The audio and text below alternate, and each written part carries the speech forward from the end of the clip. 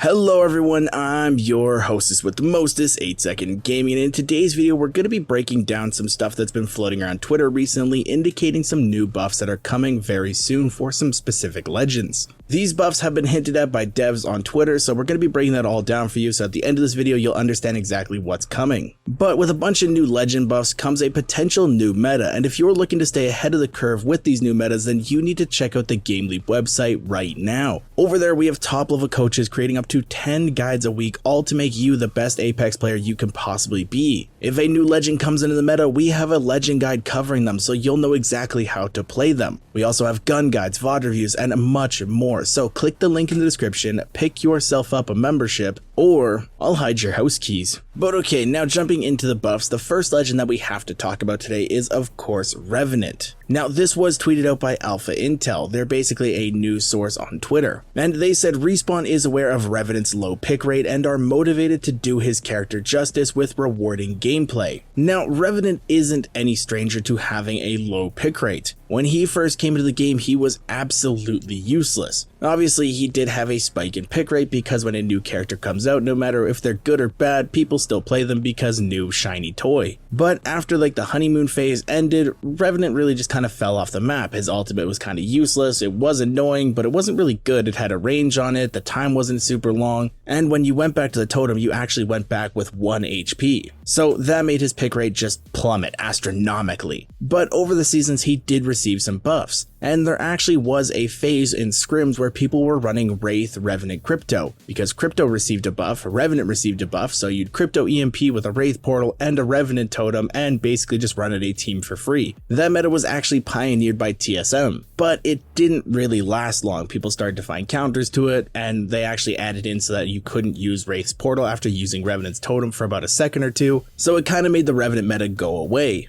But then Season 8, he came back because his totem was still good, but Revenant needs to be paired with a legend that helps him get into fights faster. You don't want the totem to be right next to the team that you're fighting, because then if they send you back, they're going to be on top of you within seconds. So in Season 8, we saw buffs to Octane's jump pad, and then you pair that with Revenant, you can jump halfway across the map basically. So that made Revenant extremely strong because he was paired with the right legend. But we didn't actually really see any nerfs to Revenant. The only character that really got nerfed was Octane. His jump pads were louder, you cover less distance, so they kind of fell out of the meta. But Revenant still isn't really weak by any means. The only reason that he doesn't really find himself in a meta is because there's no legend to pair him with so that he can get into those fights faster. So because of that, his pick rate falls and it looks like he's actually a weak character. So what could they possibly be changing to Revenant that would allow him to be back in the meta? Well, my thought is maybe removing that timer that they added before you could enter Wraith's portal after using his death totem. That way the Wraith Revenant pushes would work once again. Apex is a team game, people have to remember that. So you want to build team comps of legends that work with each other, and right now Revenant just doesn't have a team comp that he works well with. But on top of Revenant, there's another legend that people are calling for buffs to. This is of course Crypto. Now Crypto has an insanely low pick rate in the game of 1.7%. Out of all the people that play Apex Legends, only 1.7 actually opt to play Crypto. And there's a lot of debate back and forth as to why that is. Some people say it's because he's weak,